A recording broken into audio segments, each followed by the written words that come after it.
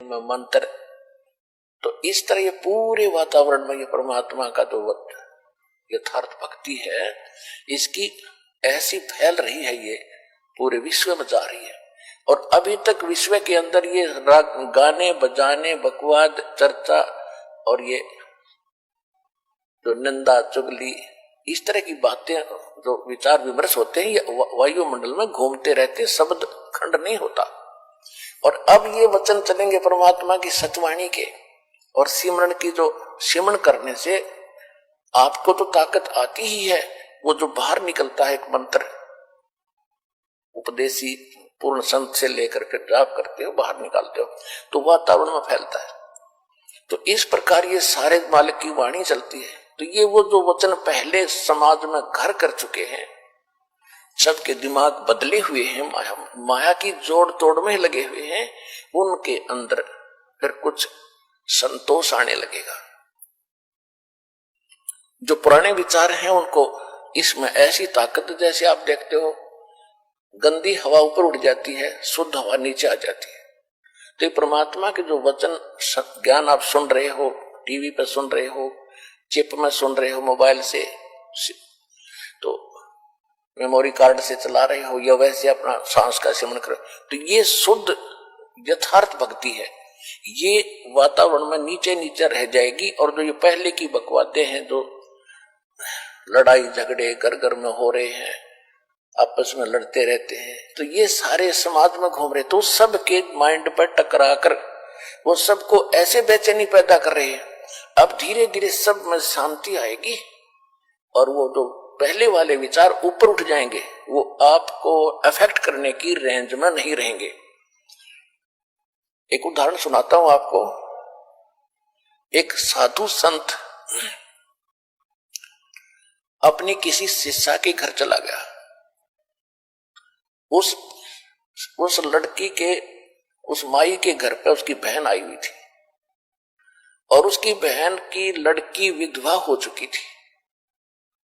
और उस संत के साथ 2-4 भक्त और भी साधु थे, उन सब ने वहां पहुंच गए। तो उसकी जो शिष्या थी उस संत की, उसने अपनी बहन का सहयोग लिया खाना बनाने में, कि बहन खाना बना, कई भक्त आ गए हैं, महात्मा जी आए हैं। तो जब उन्होंने खाना खा लिया, शाम में वह सो गए, तो सारी रात वो संत बैठा रहा। ऐसा सपना आया उसको कि जैसे मेरी बेटी विधवा होगी, हे भगवान, छोटे छोटे बच्चे हैं, इसका क्या होगा, ये कैसे जीवन निर्वाह करेगी, मेरी तो भोली भाली बेटी है, ये कैसे जिएगी।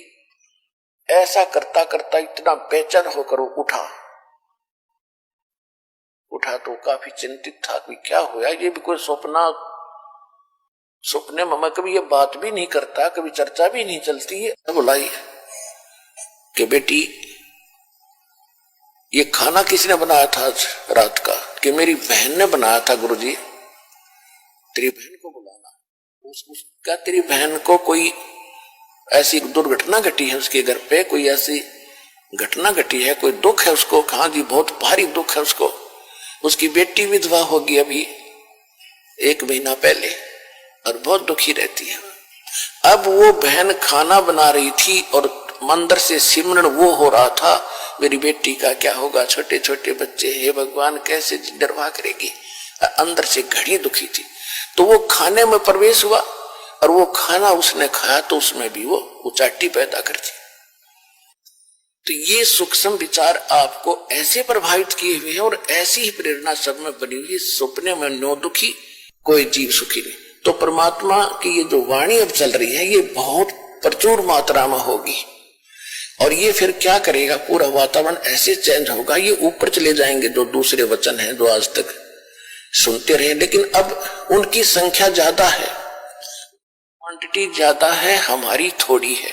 तो फिर भी ये ज्यादा प्रभावशाली रहेगा। इनको धीरे धीरे, एक गांव में 10 घर 20 परिवार हैं, बाकी सैकड़ों 200-300 वो दूसरे चर्चा वाले। तो धीरे धीरे ये प्रचार उन पे भी असर करेगा, अड़ोस पड़ोस में भी। फिर उनकी भी कभी भावना बदलेगी, क्योंकि परमात्मा के बच्चे तो सभी हैं, चाहे कोई आज हिंदू है, मुसलमान है, सिख या ईसाई है, कोई अमेरिका में है, कोई अफ्रीका में है, भारत या पाकिस्तान, बलोचिस्तान, कहीं पर भी पैदा बच्चे उसके सभी के, और उसने सभी बच्चे उतने ही प्रिय होते हैं जैसे बाप को माँ को अपने छोटे से लेकर बड़े तक, चाहे 20 बालक हो, एक जैसे प्यारे होते हैं। वो आपस में बेशक लड़ते रहे, लेकिन माँ बाप के हृदय में उनकी जगह ज्यों की त्यों होती है। तो इसी प्रकार आज हिंदू मुस्लिम सिख ईसाई बनकर आपस में बेशक हम लड़ रहे हैं, लेकिन परम पिता ने हमें उतने ही प्रिय है, और वो चाहते हैं कि इनका ये झगड़ा मिटे, चैन से रहे। तो उसके लिए ये शुरुआत दाता ने कर रखी है।